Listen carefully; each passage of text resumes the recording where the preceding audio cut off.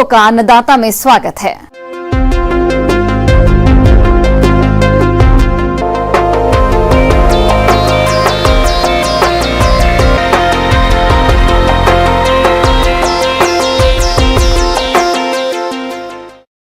मक्का की कटाई के बाद किसान भुट्टे से दाना निकालने का काम करते हैं, जो काफी कठिन काम है। इसी बात को ध्यान में रखते हुए कृषि वैज्ञानिकों ने कई प्रकार के मक्का गहाई यंत्र विकसित किए हैं। तो ये यंत्र किसानों के लिए किस प्रकार से उपयोगी हैं, इस बारे में बता रही हैं कृषि विज्ञान केंद्र जिला मुजफ्फरपुर की कृषि इंजीनियर निधि कुमारी।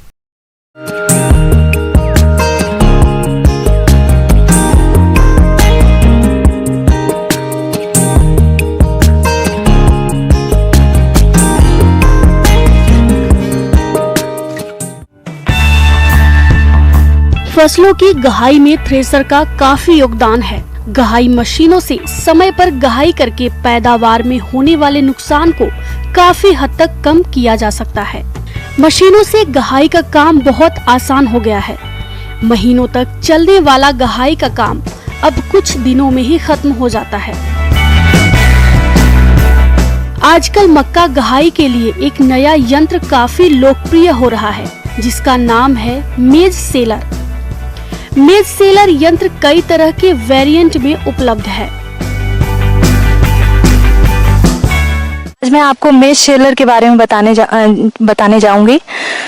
सेलर, पहले तो ये जानना होगा कि मेज सेलर क्या होता है। मेज सेलर का मतलब होता है कि जो कॉब होती है, जो बाली होती है, बाली को मक्के के दाने को बाली से अलग करने के लिए एक इक्विपमेंट का प्रयोग किया जाता है, यंत्र का प्रयोग किया जाता है, जिसको कि हम मेज सेलर बोलते हैं।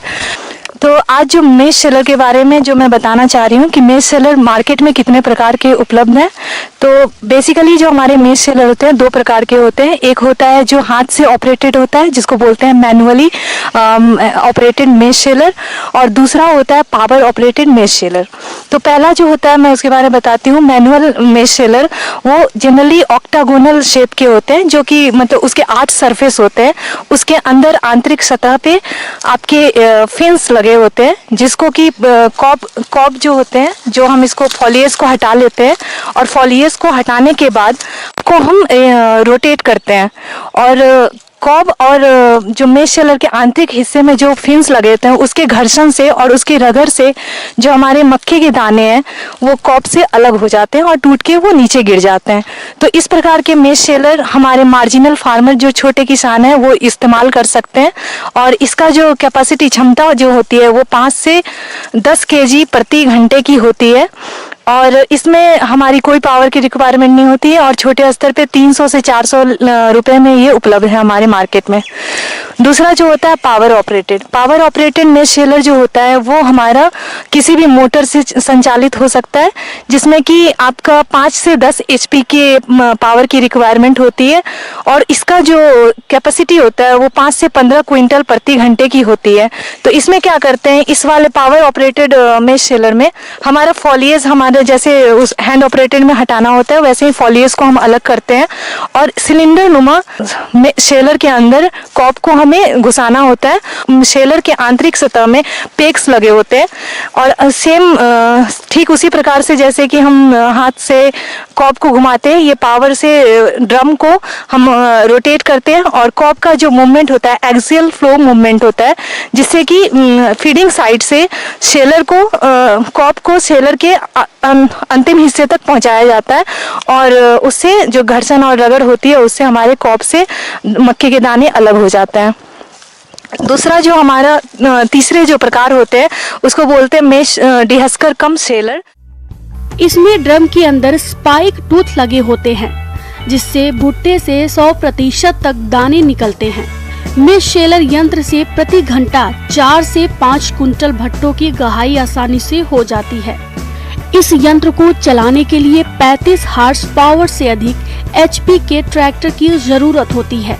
इसमें अधिकतम 2% दानों की हानि हो सकती है। किसान ट्रैक्टर के PTO से जोड़कर इसको चला सकते हैं। और चौथे जो प्रकार होते हैं हमारे मेज शेलर के, उसको बोलते हैं होल क्रॉप थ्रेशर। जैसे कि आप गेहूं की थ्रेशर जानते हैं, धान की थ्रेशर जानते हो, वैसे ही ये होते हैं होल मेज क्रॉप थ्रेशर।